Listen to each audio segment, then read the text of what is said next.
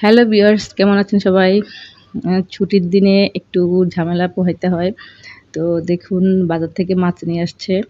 তো এইখানে ৩-৪ রকমের মাছ আছে। এই মাছগুলা কেটে তারপরে পরিষ্কার করে কিছু রান্না করব, কিছু ফ্রিজে রাখবো। তো এগুলা রেডি করতে আসলে অনেকটা সময় চলে যায়।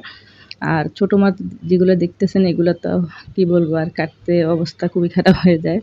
খেতে খুব মজা কিন্তু কাটতে অনেকটা সমস্যা। তো আজকে আমি ছোট মাছ আর আম দিয়ে ঝোল রান্না করব। তো ছোট মাছগুলা ভালো করে কেটে এগুলাকে একটু ধুয়ে তারপর আবার লবণ দিয়ে এটাকে ভালো করে পরিষ্কার করে নিচ্ছি।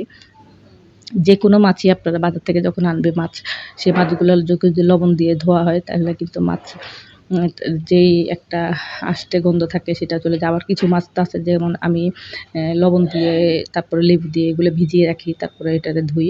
তো এটাতে মাছের যে আষ্টে গন্ধ থাকে সেটা অনেক সময় লাগে না আরকি। তো আমি মাছগুলো ভালো করে ধুয়ে তারপরে এটাকে একটা যে পাত্রে রান্না করব সেটার মধ্যে নিয়ে নিলাম। নিয়ে আমি তার মধ্যে কিছুটা লবণ, কিছুটা পেঁয়াজ কুচি দিচ্ছি। এই মাছটা আমি হাতে মেখে তারপর রান্না করব। এরপরে একটু রসুন বাটা, একটু পেঁয়াজ বাটা দিয়ে দেবো এটার মধ্যে।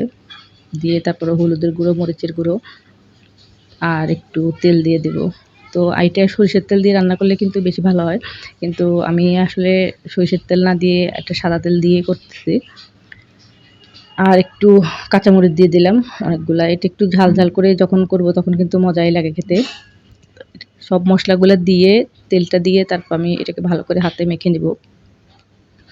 আপনি এ পানি ছাড়াই এটাকে আগে মেখে নিবেন। মসলাগুলো সবগুলো দিয়ে খুব ভালো করে মেখে নিবেন যাতে মাছের গায়ে মসলাগুলো খুব ভালো করে লাগে। তারপর আবার একটু ভালো করে মাখতে গিয়ে আবার দেখবেন এটাকে ভালো করে কচলিয়ে মেখে ফেলবেন না। তাহলে কিন্তু দেখা যাবে মাছগুলো সব গলে যাবে যেহেতু ছোট মাছ। তো এখানে কিন্তু ছোট মাছ বলতে এখানে কয়েক রকমের মাছ মেশানো আছে। পুঁটি মাছ আছে, তারপরে আরেকটা কি মাছ যেন বলে দাঁড়ি আছে ওই মাছটার ওটা। এই ধরনের কয়েকটা তারপরে আমরা যেটাকে মলা মাছ বলি সেটাও আছে। ৩-৪ রকমের মেশানো মাছ আছে আরকি। তো সেই মাছটাকে আম দিয়ে টক রান্না করব। তো এটা মেখে তারপর আমি কিছুটা পানি দিয়ে দিলাম।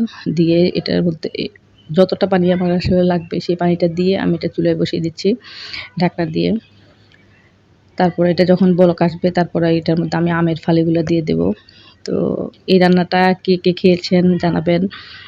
এটা খেতে কেমন লাগে সেটাও জানাতে পারেন। আমার কাছে তো এভাবে হাতে মেখে মাছ রান্না করাই খেতে খুবই মজা লাগে এবং খুব ভালো লাগে। আর যাদের কাছে আমার রান্না ভালো লাগে তারা প্লিজ ভিডিওটা দেখে একটা লাইক কমেন্ট করে দিয়ে যাবেন।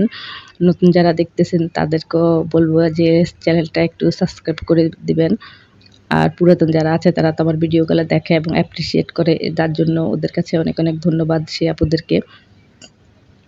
আমার মাছের ঝোলটা যখন বলক আসছে তখন আমি আমের টুকরোগুলো দিয়ে দিলাম। দিয়ে তারপর এটার মধ্যে নামানোর আগে কিছুটা ধনেপাতা দিয়ে দেব। তো আমার আসলে এই গ্যাসের একটু প্রবলেম। গ্যাসটা চলে যায় হঠাৎ করেই। তো মাছ এনে কাটাকাটি করতে, করতে অনেকটা দেরি হয়ে গেছে। রান্না বসাতে গিয়ে দেখি গ্যাসটা অনেক কমে গেছে। তার মধ্যেও আমি বসিয়ে দিয়েছি। তো এইজন্যই আমার এটা হতে একটু সময় লাগতেছে। তো এটা হয়ে আসছে আমি আপনাদেরকে দেখালাম যে কি পরিমাণ ঝোল রাখলাম। ঝোলটা একদমই কম রেখেছি আমি। যেহেতু ছোট মাছ এর চেয়ে বেশি ঝোল রাখলে কিন্তু খেতে ভালো লাগবে না।